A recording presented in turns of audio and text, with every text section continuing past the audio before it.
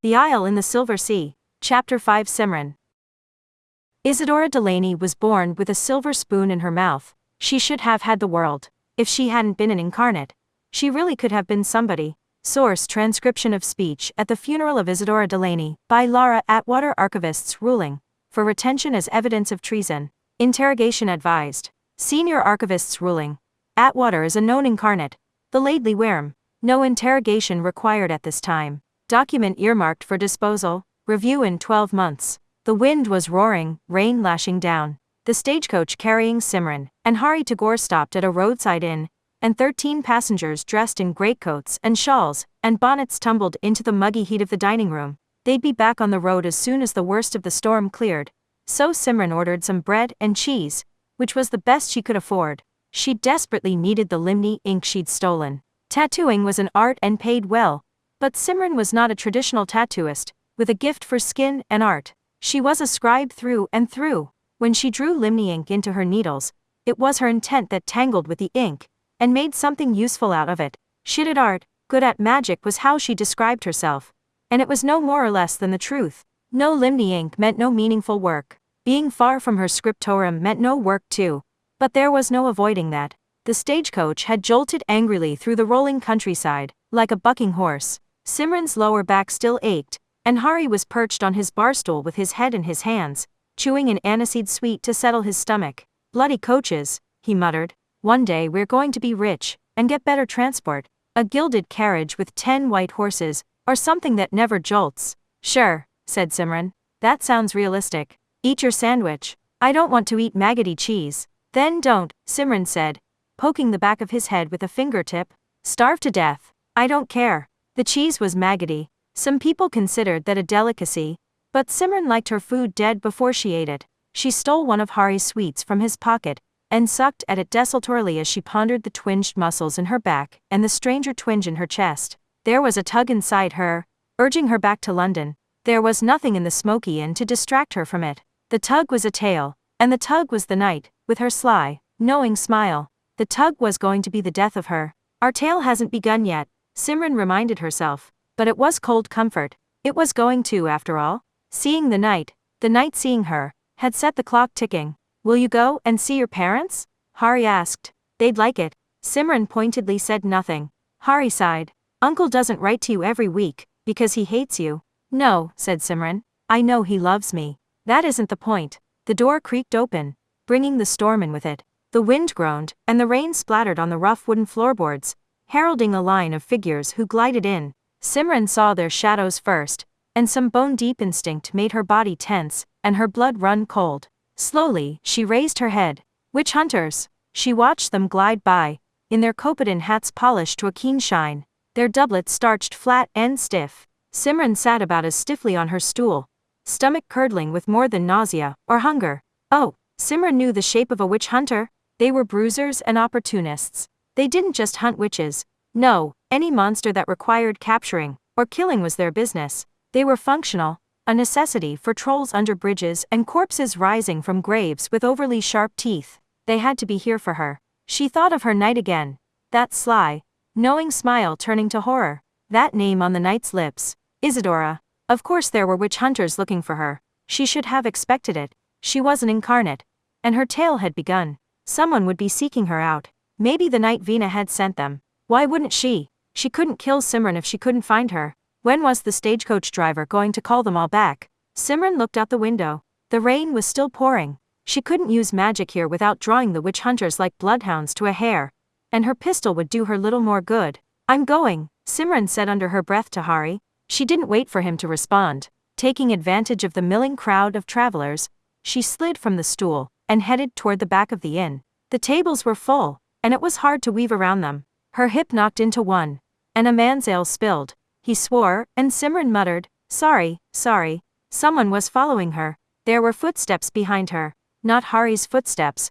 She knew those like her own. This was a heavy tread in heavy boots. There was another door beyond some busy tables. She went through it out into a courtyard, green and hazy under heavily falling rain. There were low stone walls, cracked with age, and a few wooden tables moss-touched, and damp. There was no cover in the courtyard, but beyond it were rolling green fields, patchy with bushes of gorse, She jumped the wall and crouched low in the bushes, belly to the muddy ground, mist cloying the air, and giving her cover. The door creaked open, and through a crack in the stone, Simran saw Hari.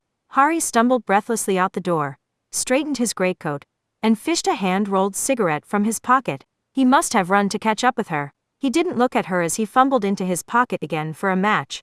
Cigarette caught between his lips. His hands trembled. He struck the match once, twice, cupping the lit flame in his palm to stop the rain and wind from putting it out. He lit the cigarette. A second later, the door slammed open, and a witch hunter emerged. "Oi," said the witch hunter. "Come over here. Can't a man smoke a cigarette in peace anymore?" Hari asked, affronted. "I know what you are," the witch hunter said. He stomped across the muddy ground and grasped Hari roughly by the arm. Hari almost dropped his cigarette. "Let me go," Hari said, voice going high. "You'll bloody wait, boy." Simran lurched up to her knees, rage boiling up in her blood. As she looked over the wall, she saw Hari's free hand go behind his back abruptly. His hand behind him opened up, palm bare, fingers stretched out. "Hold." She froze. Slowly, she lowered herself back down. Another figure emerged, a woman in a scholar's robe, high-collared, a chain hung with ink vials and a quill at her waist. An archivist. "I've got him here, ma'am," the witch hunter called proudly. She walked over unhurriedly and fished a monocle from her clothing, placing it over her right eye. The monocle was golden, but the lens over the eye was a prism, fracturing rain and light like a diamond. She peered at Hari. "He isn't a witch, never mind an incarnate," the woman said. She didn't sound posh the way Simran had expected an archivist would. Her voice was all London and oddly musical. "And we're looking for a woman, Jones. Honestly, whatever made you think he was the one?" "I smelled one, ma'am," the witch hunter said, eyes narrowed. "I followed my nose." Simran saw his nostrils flare.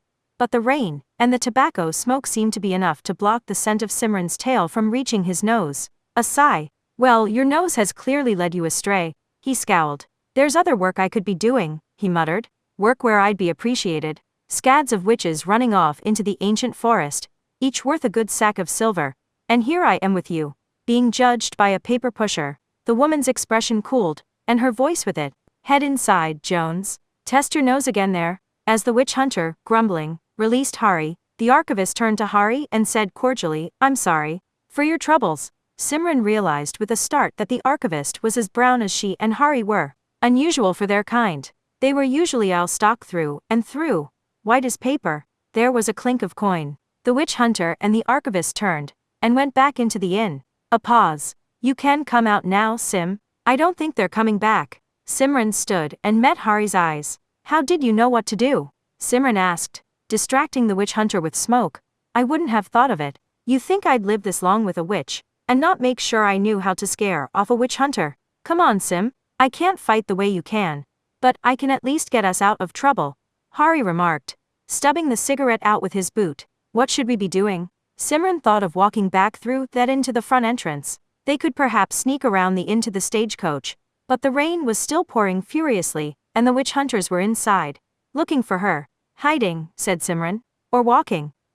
I can't risk them catching me." "It sounded to me like they're not just looking for a witch. They're looking for an incarnate," Hari said carefully. "And that can't be you." There was a way for Simran to wend to safety through this conversation. She could see it. She had a knack of traps and thread. "It's my bad luck to be here when they're looking for an incarnate. But witch hunters, it's in the name, isn't it? I can't risk them scenting me out. Let's wait here for now. Trust me, Hari." Instead, she looked away. "If you go and you won't face any trouble," said Simran. "As if I'd leave you," said Hari. "You sure we can't risk the stagecoach?" Simran shook her head. "Then let's start walking. It's only 4-5 hours from here." A grim smile. "It'll give us lots of time to talk." The rain stopped after 2 hours, and for those 2 hours Hari said nothing as they walked. They sat on a fallen tree trunk together to recover, damp and miserable. There were some sheep ambling around ahead of them, apparently impervious to the cold. Hari finally spoke. "I heard a little what the man said.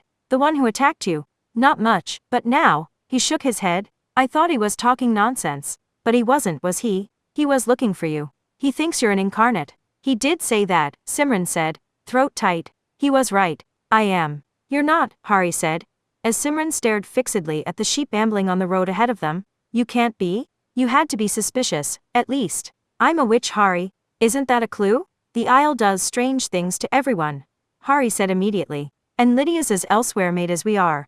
And she's a cunning woman. She's got the ink for it, said Simran. It was true. Like most folk not born to a tale, Lydia had gained her magic by having the gift written into her skin by a scribe. She'd told Simran once that she considered her magic worth the death price. Incarnates have to be born here, said Hari. They're Isle blood and Isle bred. Maybe if you had a parent from here, but Sim, you're not from the Isle. You can't be part of their stories. I'm not making it up. I didn't think you were. I just think you're wrong about this. He sounded upset. There has to be another reason. Sometimes I see her, Simran said, voice rough. My old self. The last lifetime the witch was called Isadora, and she told me what I am. That I'd been her, once, and another person before her. Hundreds of lives, Hari, and I died in all of them. The wind rushed over them, tangling in Simran's hair. Biting and cold. She shivered. I wish it were just a lie I told myself, or a curse on me, but I recognize other incarnates when I see them. I feel my tale. And now, witch hunters and archivists being after me is just more proof. I'm truly an incarnate, Hari. I can't lie anymore. I don't know how or why, but I am. Silence. One of the sheep bleated, and Hari rubbed a hand roughly over his own face. How long have you known? Hari asked. I knew when we came to the Isle, said Simran. Before that I was just myself. And then, when I was on the ship, and the sea was stormy, she trailed off. She couldn't explain what she'd felt then. How she'd been one person, one Simran before she'd entered the ship, and another when she'd left it. It was as if the tale had snatched her up, and changed the nature of her soul. It didn't matter anymore, whatever she'd been before. She was the witch now, and Isadora was part of her. You've known the truth as long as you've known me? Sim, I've told you everything about me, said Hari. Everything in my life. Why did you keep this from me? What was the point talking about it? That's such bullshit, Hari said. But he didn't sound angry, just disappointed. Of course that was infinitely worse. Simran felt 2 feet tall. You know that. I know you know that. Things you don't bring into the light. That you stick into the dark. They hurt you, Sim. You told me that once. That doesn't sound like me, said Simran. A half bottle of whiskey turns you into a poet, said Hari. The transformation's pretty impressive. Really? Be honest. Why didn't you tell me? You would have loved me differently, Simran thought. Hari would understand if she said so. Of course Hari would understand. He knew what it was like to fear what being known, seen, would do to the strange, fraying bonds that make up friendship and family. I wanted to forget about it, she said. If you'd known, I wouldn't have been able to. One day, sooner than I'd like, my tail's going to kill me. I think about that every day. But around you, I don't. It's like it doesn't matter. And once you know it all, I won't be able to forget. I'll see it in your eyes. Kill you? Simran. His voice went urgent. What's your tale? What is it called? The Knight and the Witch, said Simran. He was silent for a long moment. Then he placed an arm around her. So tight she could barely breathe. Whoa, Sim, he said. Whoa, sweetheart. I'm sorry. Her heart ached. She felt sick. This was exactly why she'd never told her parents the truth. To spare them this. To spare herself. Gently, she pulled away. See, she said, brushing her knuckles against his cheek. What's the point of both of us being sad? Now we're miserable together. She looked out at the gray horizon. Let's get moving again. Hari stood up, boots squelching. You've got some terrible luck, he said. Absolutely awful, she agreed. It's, not the same, he started. But my luck isn't so good either. In what way? I think I've walked into a cowpat, he said. She looked back at him. And his defeated expression. And burst into laughter. Gore was a lot of things, depending on who you asked. 100, a county, a part of London, absolutely not part of London. It was partly farmland, rolling fields and yellow carpets of wheat. It was also a set of factories snagged between the farms, tales of industry and nature messily entangled. And it was the town where her parents lived, of course. Family came in so many shapes, and Simran had grown used to thinking of family as her folk in London. Her father sent her letters, and Simran sent money back when she could. But she didn't visit if she could avoid it. When she'd left at 17, she'd told herself to never look back. She had, of course, and she'd seen what she saw now. A paved, quaint street lined with homes, little shops with colorful canvas awnings, hanging baskets of flowers arranged over their large windows. The sweet shop her parents owned was shut, but the window display was still piled high with silver trays of treats. Above it was an apartment with sunlight reflecting on a single window. Simran knew when you stood in that kitchen, you could still smell the sugar scent rising from below. Every time she came home, and somehow this was still home, and always would be, The smell struck her like a new thing. And she was a girl again. 10 years old, and still unsteady from their sea journey, salt on her cheeks, not even knowing her own name. Her hair in looped braids, a crown against her skull. She could vaguely remember feeling sick for a home that was slipping out of her skull like ink in water, smeared out of shape. What she could remember far more clearly was how tenderly her parents had tucked her in the first night in their new home, when she'd lain between them in an unfamiliar bed, the burnt toffee of sugar in her lungs. She remembered how glad she'd been to be safe together. A family. She stared up at the kitchen window. The curtains were open. We could go in together, Hari said. Simran shook her head. Something's after me. I can't risk them by going in. Hari did her the kindness of not pointing out that she was just making excuses. She always made excuses. Her father would welcome her. She could see him in her mind's eye, sitting at the kitchen table by the window under weak sunlight, laboriously writing a letter in a language that still didn't come easily to him. But traveling from elsewhere had taken any other words from him. That was the price of crossing the Silver Sea. Letters every week. He loved her. Simran swallowed. I'm going to check on Bess. You can check on my parents. They'll be happy to see you. I should come with you to see Bess. Hari protested. If he's done something to her, I'll deal with it on my own, said Simran. It's better that way. Hari frowned. I know I've got no magic, that I'm not a fighter. But I did pretty good with the witch hunters, didn't I? Bess is magic business, Simran said. She always has been. We agreed. Magic and scribing's up to me. He nodded slowly, but he didn't look convinced. Look, Hari, I'm really glad you're with me. These last 2 days have been supremely shit. Her voice cracked a little. Hell, what she'd give for a nap. She couldn't stand this level of emotional rawness. I couldn't do much without you. You being here when I get back. That'll be a relief. Just don't tell my parents I'm here. Say you've come for a visit without me. Hari gave her a skeptical look. Do you want me to say hello from you? Of course. Give them my love. She watched him walk up to the shop. She watched the window for a moment longer. Then she wrenched herself away, and turned and walked to the woods. When Simran was 12, she walked alone into the woods for the first time. At school, other children had been gossiping about an evil witch hiding out there. You know the tale. Old Mad Bess axes her husband to death, and his ghost haunts the woodland. If you creep into the wood you'll hear him screaming, and if you get too close, bam, she'll get you with her axe too. They'd shrieked, all daring each other, all claiming they'd do it. Simran had said nothing to them. She hadn't even told Hari. She'd packed a cheese sandwich and walked toward the forest. She'd slipped between the trees, and walked until she was thoroughly lost, walked until she found a dilapidated house in a clearing, and a woman in front of it, leaning against an axe embedded in the stump of a tree. The woman smelled like wildflowers and herbs. Rosemary and sage infused the air as Simran walked closer. Bold as brass, the woman's dress was white cotton and weeds. Roots were tangled in her knotted brown hair. To Simran's childish eyes she was terribly old, but adult Simran guessed that Bess had only been in her early 20s, freshly grasped by her tail, and flung into the woods where she'd live, murder, turn to madness and perish at its whims. You're Bess, Simran said. I am indeed, the woman said, watching Simran with beady eyes. You killed your husband and now you kill interlopers. Simran shifted on her feet and raised her chin. You can try and kill me, but I run very fast and that axe is buried deep. The woman laughed, a quavering sound. You cannot run faster than a tail, she said. But it's no matter, dearie. I have no interest in axing you. The death of my husband is what my tail hungers for, and I haven't even wet him yet in this life. He still lives in Spellthorn, waiting in terror for our tail to bring him to my door. You're safe here. Are you a witch? Simran asked. I am, said Bess, and mad by the crude standards of a tale. But for now I am just an incarnate waiting for her tale to begin. Just like you.